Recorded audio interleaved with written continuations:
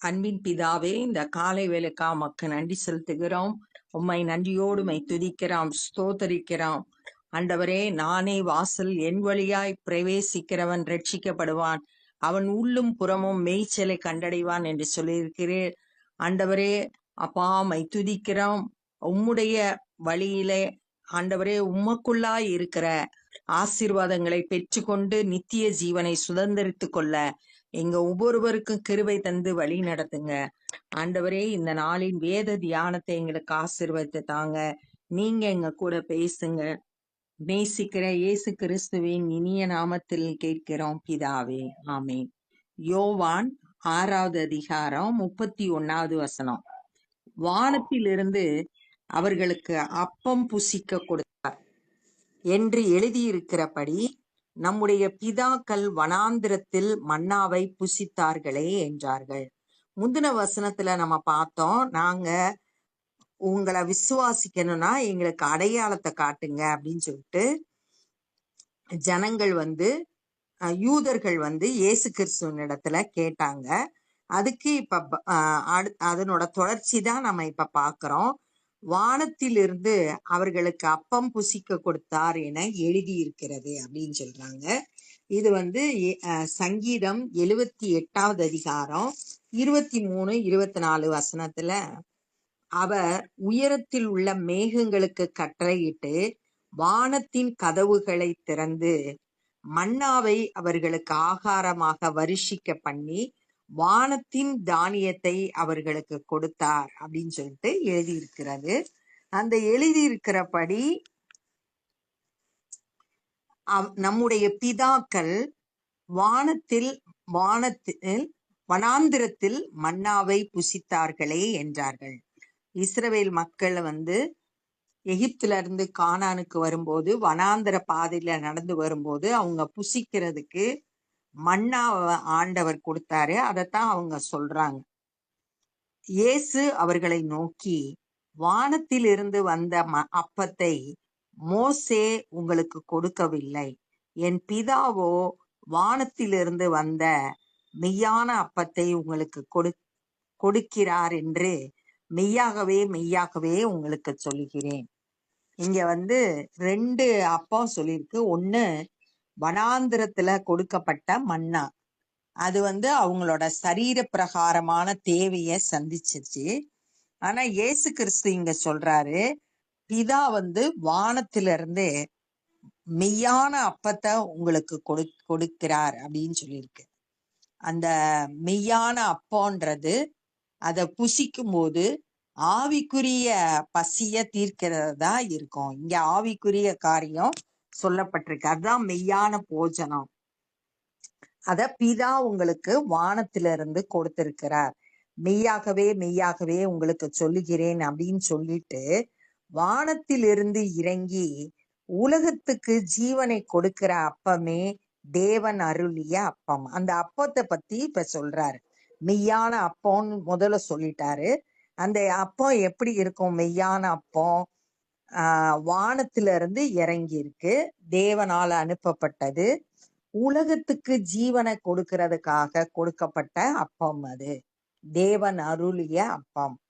இது இயேசு கிறிஸ்து அவர் நமக்கு ஜீவனை கொடுக்கும்படியா இந்த உலகத்துக்கு வந்தாரு. ஜீவனை கொடுக்கிற அப்பம் அதுதான். எபேசியர் 2வது அதிகாரம் 5வது வசனத்துல அக்கிரமங்களால் மரித்தவர்களாய் இருக்கிற நம்மை கிறிஸ்துவோடு கூட உயிர்ப்பித்தார் அப்படின்னு போட்டிருக்கு. அப்ப மரித்த நிலைமையில இருக்கிற நமக்கு, பாவத்தினால மரித்த நிலைமையில இருக்கிற ஒவ்வொரு மனுஷருக்கும் ஜீவனை கொடுக்கும்படியா, உயிரை கொடுக்கும்படியா இயேசு வந்தார். அவரை விசுவாசிக்கிறவங்க அந்த ஜீவனை பெற்றுக்கொள்வாங்க. அந்த அப்பம் இயேசு கிறிஸ்து. அப்பொழுது அவர்கள் அவரை நோக்கி, ஆண்டவரே, இந்த அப்பத்தை எப்பொழுதும் எங்களுக்கு தர வேண்டும். அவர் சொல்றாரு, வானத்திலிருந்து வந்த அப்பம் உங்களுக்கு ஜீவனை கொடுக்கும், தேவன் கொடுக்கிற அப்பம். இதெல்லாம் சொன்ன உடனே அவங்க என்ன சொல்றாங்கன்னா, அந்த யூதர்கள் எப்பொழுதும் எங்களுக்கு அந்த அப்பத்தை கொடுங்க அப்படின்னு கேக்குறாங்க. இயேசு அவர்களை நோக்கி, இப்பதான் அவர் சொல்றாரு, ஜீவ அப்பம் நானே. என்னிடத்தில் வருகிறவன் ஒரு காலும் பசி அடையான். என்னிடத்தில் விசுவாசமாயிருக்கிறவன் ஒரு காலும் தாகம் அடையான். ஜீவ அப்பம், ஜனங்களுக்கு ஜீவனை கொடுக்கிற அப்பம், பிதாவினால அனுப்பப்பட்ட அப்பம் இயேசு கிறிஸ்து. என்கிட்ட வர்ற ஒருவனும் பசி அடையான். ஏன்னா அவர் நமக்கு ஜீவ அப்பத்தை கொடுக்கிறாரு. அதனால பசி ஏற்படாது. ஆவிக்குரிய வாஞ்சைய நிறைவேற்றுகிறது தேவன். ஒவ்வொரு மனுஷனுக்குள்ளேயும் கடவுளை தேடணுன்ற வாஞ்சை இருக்கும். அந்த வாஞ்சைய விருப்பத்தை நிறைவேற்றுகிறது இயேசு கிறிஸ்து. என்னிடத்தில் வருகிறவன், யாரெல்லாம் இயேசுவின் இடத்துல வர்றாங்களோ அவங்களுக்கு அந்த ஆவிக்குரிய பசி இருக்காது, அது நிறைவு செய்யப்படும். ஒரு காலும் பசி அடையான். என்னிடத்தில் விசுவாசமா இருக்கிறவன் ஒரு காலம் தாகம் அடையான். யாரெல்லாம் இயேசு கிறிஸ்துவை விசுவாசிக்கிறோமோ அவங்களுக்கு அவர் ஜீவ தண்ணீரை கொடுக்கிறாரு. அதனால ஒரு காலம் தாகம் உண்டாகாது. இது ரெண்டுமே ஆவிக்குரிய பசி, ஆவிக்குரிய தாகம். இதெல்லாம் இயேசு கிறிஸ்துனாலதான் நிறைவேற்ற முடியும். அந்த நமக்குள்ள இருக்க அந்த வெறுமைய இயேசு மாத்திரம்தான் நீக்க முடியும். நீங்கள் என்னை கண்டிருந்தும் விசுவாசியாமல் இருக்கிறீர்கள் என்று உங்களுக்கு சொல்லுகிறேன். அந்த யூத ஜனங்களை பார்த்து இயேசு சொல்றாரு, என்னைய நீங்க பார்த்திருக்கீங்க, பார்த்தும் என்னை விசுவாசிக்கல, என்னை நம்பல, தேவனுடைய குமாரன் அப்படின்ற எண்ணம் உங்களுக்கு வரல, விசுவாசிக்கல அப்படின்னு சொல்றார். பிதாவானவர் எனக்கு கொடுக்கிற யாவும் என்னிடத்தில் வரும். யார் யார பிதா எனக்கு கொடுத்தாரோ அவங்க மட்டும்தான் என்கிட்ட வருவாங்க அப்படின்னு இயேசு சொல்றார். என்னிடத்தில் வருகிறவனை நான் புறம்பே தள்ளுவது இல்லை. யாரெல்லாம் அவர்கிட்ட வர்றாங்களோ, ஏசப்பா கிட்ட வர்றாங்களோ அவங்கள யாரையும் அவர் புறம்பே தள்ளுவதில்லை. இந்த உலகத்துல அற்பமா நினைச்சு ஒரு சிலர் தள்ளி விட்டுருவாங்க. ஆனா இயேசு யாரையும் தள்ளி விட மாட்டாரு. எவ்வளோ பாவம் செஞ்சாலும் அவங்கள தன்னிடமா சேர்த்து கொள்வாரு. அவங்க பாவங்களை மன்னித்து சுத்திகரிப்பாரு. நான் உன் புறம்பே தள்ளுவதில்லை. என் சித்தத்தின்படி அல்ல, என்னை அனுப்பினவருடைய சித்தத்தின்படி செய்யவே நான் வானத்தில் இருந்து இறங்கி வந்தேன். இப்ப நான் வானத்துல இருந்து, பரலோகத்துல இருந்து அவர் இறங்கி வந்தாரு. எதற்காக வந்தார்னா, பிதாவோட சித்தத்தை, என்னை அனுப்பினவர்ன்றது பிதா, பிதாவோட சித்தத்தை செய்யறதுக்காகத்தான் அவர் இந்த உலகத்துக்கு வந்தாரு. என்னுடைய சித்தத்தின்படி அல்ல, பிதாவோட. நிறைய இடத்துல நம்ம யோவான் சுவிசேஷத்துல வாசிக்கலாம், ஏன் சித்தப்படி அல்ல, பிதாவின் சித்தத்தை செய்ய வந்தேன். அவரோட எண்ணத்துல எப்பயும் பிதாவோட சித்தத்தை செய்யணும், அதுதான் என்னோட போஜனம். பிதாவோட சித்தத்தை செய்யறதுல ரொம்ப கவனமா இருந்தாரு. அது மாதிரி நம்மளும் கூட தேவ சித்தத்தை செய்கிறதுல ரொம்ப கருத்தா இருக்கணும். அதற்காகவே நான் வானத்திலிருந்து இறங்கி வந்தேன். அவர் வந்ததோட நோக்கத்தை அறிந்தவரா, அந்த சித்தத்துக்கு தன்னை ஒப்பு கொடுத்தவரா எப்பொழுதும் செயல்படுகிறத நம்ம பார்க்கிறோம். அவர் எனக்கு தந்தவைகளில் ஒன்றையும் நான் இழந்து போகாமல் கடைசி நாளிலே அவர்களை எழுப்புவதே என்னை அனுப்பின பிதாவின் சித்தமாயிருக்கிறது. இப்ப எது பிதாவோட சித்தம் அப்படின்றத சொல்றாரு. அவர் எனக்கு தந்தவைகளில் ஒன்றையும் நான் இழந்து போகாமல். அவர் எனக்கு முன்னாடி நம்ம வாசிச்சோம் 37ல, அவர் பிதா எனக்கு கொடுக்கிற யாவும் என்னிடத்தில் வரும்னு சொல்றாரு. அப்படி என்னிடத்தில் வந்தத நான் இழந்து போக மாட்டேன் அப்படின்னு சொல்றாரு. இதே மாதிரி ஒரு வசனத்தை யோவான் 10வது அதிகாரம் 28வது வசனத்துல நம்ம வாசிக்கலாம். அங்க என்ன சொல்லப்பட்டிருக்குன்னா, அவைகள் ஒரு காலம் கெட்டு போவதில்லை, ஒருவனும் அவைகளை என் கையில் இருந்து பறித்து கொள்வதும் இல்லை அப்படின்னு சொல்லியிருக்கு. யாரெல்லாம் அவரிடத்துல வந்தாங்களோ அவங்களை நான் இழந்து போவதில்லை. கடைசி நாளிலே அவைகளை எழுப்புவதே பிதாவின் சித்தம்.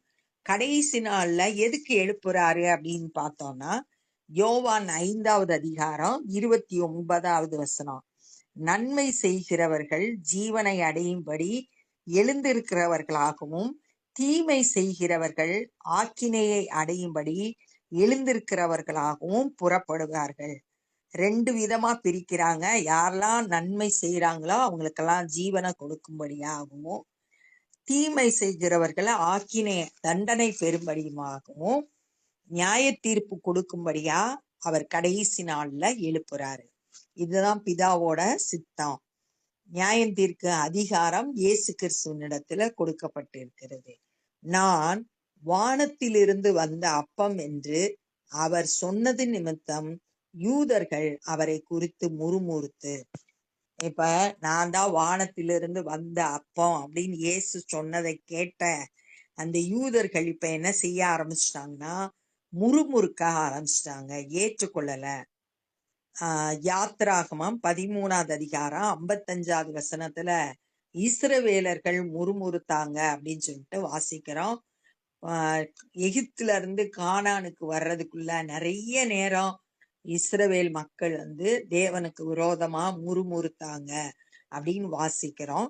அதே மாதிரி இங்க யூதர்கள் என்ன செய்யறாங்கன்னா, இயேசு கிறிஸ்து நான் வானத்திலிருந்து வந்த அப்பம் சொன்னதை குறிச்சு அவங்களுக்குள்ள முறுமுறுப்பு உண்டாச்சு. என்ன முறுமுறுப்பு அப்படின்னா, இவன் யோசேப்பின் குமாரனாகிய இயேசு அல்லவா, இவனுடைய தகப்பனும் தாயும் அறிந்திருக்கிறோமே.